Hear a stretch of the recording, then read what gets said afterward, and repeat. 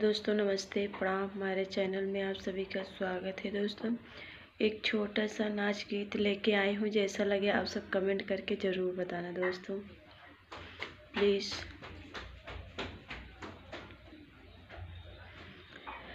साँझ हवा डोले सवेरे खिड़की से, साँझ हवा डोले सवेरे खिड़की से, साँझ हवा डोले सवेरे खिड़की से, रात हवा लागे बलम के जुल्फी से, रात हवा लागे बलम के जुल्फी से। सोने की थाली में जेवना परोसे, सोने की थाली में जेवना परोसे,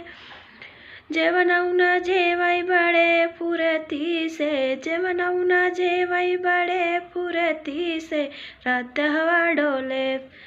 रात हवा डोले बलम के जुल्फी से, साँझ हवा डोले सवेरे खिड़की से, साँझ हवा डोले सवेरे खिड़की से, रात हवा डोले बलम के जुल्फी से, रात हवा डोले सवेरे खिड़की से, रात हवा डोले सवेरे खिड़की से।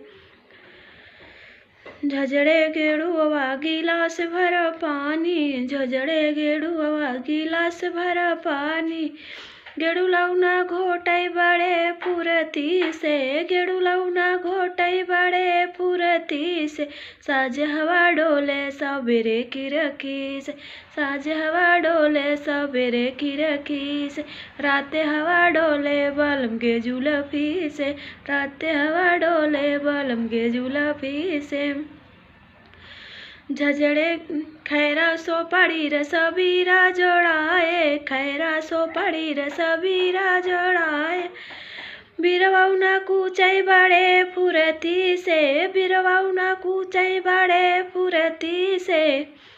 रात हवा डोले सवेरे खिड़की से, साँझ हवा डोले सवेरे खिड़की से, रात हवा डोले बलम के जुल्फी से, रात हवा लागे बलम के जुल्फी से, रात हवा डोले बलम के जुल्फी से।